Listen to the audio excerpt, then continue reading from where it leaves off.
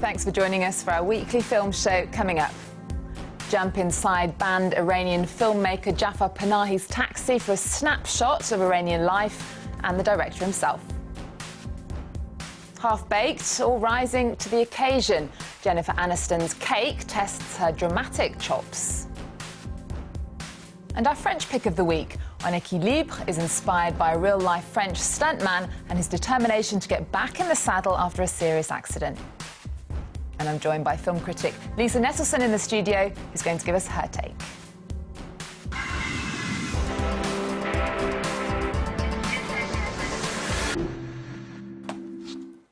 Hello, Lisa. Hello, Eve. Now we're going to start with the film Taxi. It was made in Iran by an Iranian director who's banned from making films by the Iranian government. How did he do it?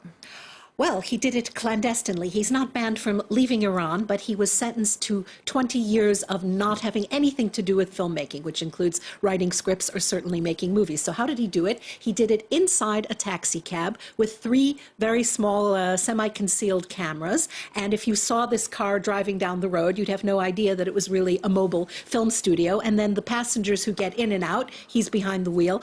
Some of them recognize him, some of them don't. And they talk about things that are going on. There's some emergencies, there's some funny stuff. All put together, it gives us a sort of rolling portrait of what's going on in contemporary cities in Iran.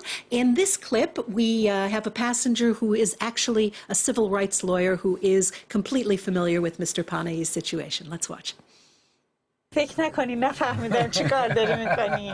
ضمناً جعفر عمدن گاهی این کارا رو میکنن که بدونیم تحت تعقیبیم، بدونیم مواظبمون هستن. شگفتاشون هم معلومه. اول یه پرونده سیاسی میبندن، جاسوس موساد، سیا، اینتلیجنس سرویس. بعد از توش یه پرونده اخلاقی هم در میاد. اینجا رو واسه آدم زندون میکنن. بیرونی ها از زندان آزاد شدی، ولی بیرون زندان بزرگتری میشه. It comes a little bit it comes across a little bit like a documentary, is it?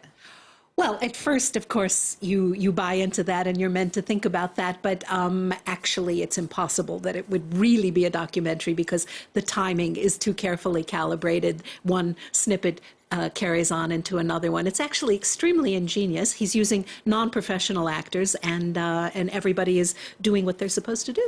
And he was condemned for conspiring to create anti-Islamic propaganda in 2010. Do you understand that? Not really, but I'm not Iranian.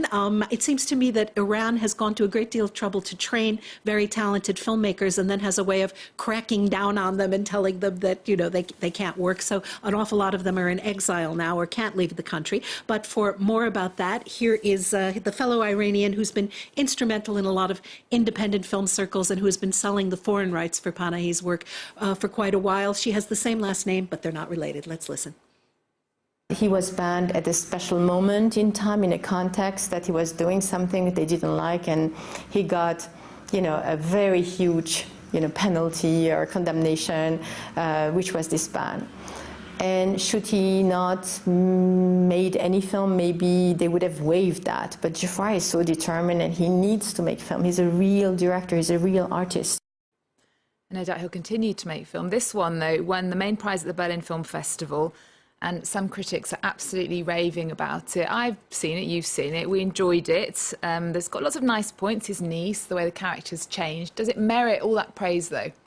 I think we have to be on the side of, you know, civil rights and freedom of expression, but I don't think I'm going to tell most of my friends to run out and see it, but he shouldn't have done anything differently. It's a film that hangs together, definitely with a beginning, a middle, and an end, especially the end is rather touching. And when I saw it at a sneak preview here, and when I went to buy my ticket, the cashier told me that a woman had just come in and asked if the director would be there for question and answer afterwards. And she said, no, I don't think he will. He sort of can't leave his country.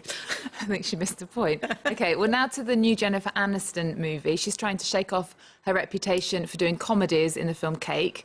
Does she manage it? Oh, she absolutely manages it because this is a false argument like the one about Kristen Stewart. Jennifer Aniston is a gifted actress. Maybe it's easier for me to say that because I've never actually seen an episode of Friends. I've only seen her in movies, and she's made several independent ones where she plays serious characters with depth who aren't just getting to the next wisecrack or looking good in clothes. So she plays Claire, a woman who lives in a nice house, seems to have enough money, but she's in serious chronic pain since she had a car accident. She gobbles prescription painkillers, she makes nasty but truthful comments, and she has a good reason for being so cranky, which we find out eventually. In this clip, we start out with the support group she goes to for sufferers of chronic pain. Let's watch.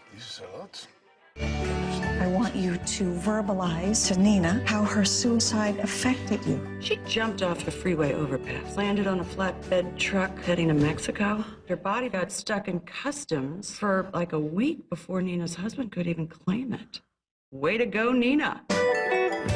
Spread your legs a little bit wider. Should we go on a date first? Listen, you think I could come by and pick up the rest of my stuff? I think it's prudent if we don't see each other.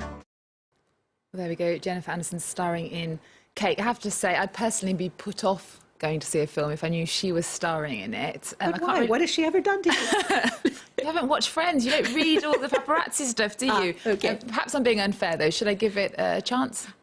This was a pleasant surprise. I enjoyed myself thoroughly. It's sardonic. It's about something. She's really driven all of her allies out of her life, her husband, her friends, and she's just got this Mexican housekeeper who hangs in there for her because she understands parts of the story that we only discover gradually. And if we get into the argument about how silly awards can be, we had Marion Cotillard and Reese Witherspoon nominated for Best Actress. She didn't make the cut, but I think her performance in this is every bit as good and every bit as convincing as those were. So awards are silly. I know. We've picked up on your dislike of them. Now to our French pick of the week. It's called En Equilibre. It hasn't got an English title, but it roughly translates as In Balance. What's it about? It's based on the true story of a French equestrian expert, dressage and that sort of thing, who also worked as a stuntman for movies and ended up with a terrible spinal injury. And he was told, there's no way you're ever going to get on a horse again. And of course, he wasn't going to take no for an answer, and not only managed to get on a horse again, but managed to win awards in international competitions. So Denis Dercourt, a very interesting French filmmaker, has embellished this man's book, and he has the story of the man who has the accident and the insurance adjuster who comes to get him to settle for less money than he really has coming, and some adjustments to his house. She had set out to be a concert pianist and had given up on it because she didn't do so well in a competition. And she says to him, well, we can't do everything we want in life. We can't have what we want. And he says, yes, we can. And he's a man in a wheelchair who for the moment can't get on a horse. And she says, no, we can't. And he says, yes, we can. And the movie is about perhaps coming to terms with how you can surpass yourself in life. So it is based on a true story, but not entirely true.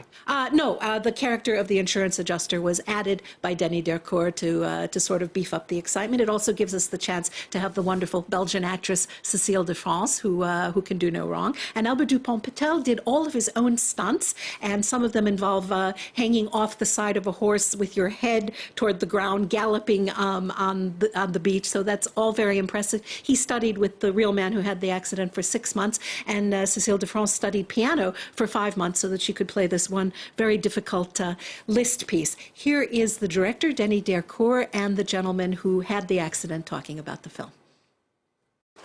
When you're writing, you put yourself in the place of the characters. So for 3 years, I lived in the shoes of a paraplegic man. And now I'm convinced that in the film we forget about the main character's disability, and that's partly because of the actor's performance. When I went back to the rehabilitation center with my cup and my medal, the doctor was completely gobsmacked. He jumped back, his stethoscope flew into the air. Good for him. Well, the director has a good reputation. Does this film, En Equilibre, live up to it?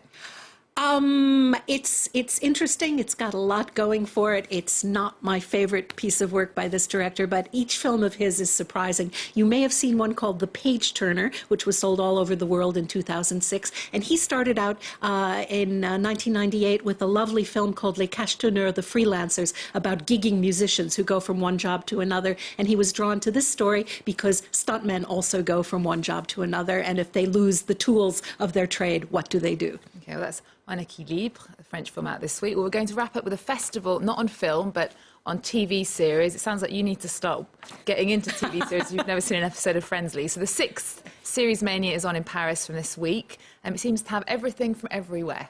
They actually, it is a very curated event. It is a festival that in just 6 years has gotten an international reputation.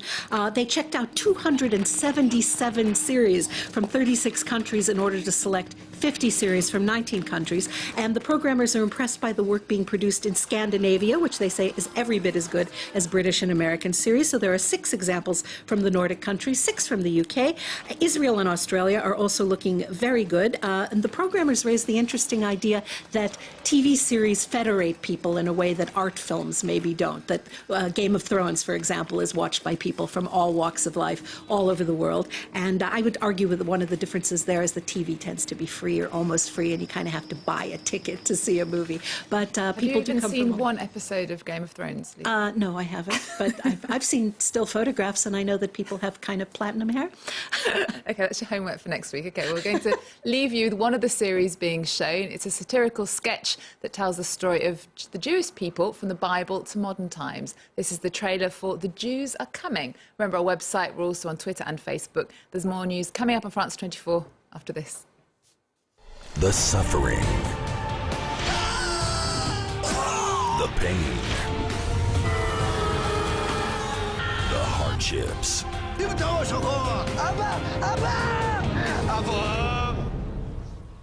זה אני אדוני, שחרר תכף ומיד את יצחק. Were never so funny. יצחק, ישמעאל! אלוהים רוצה שנכרות איתו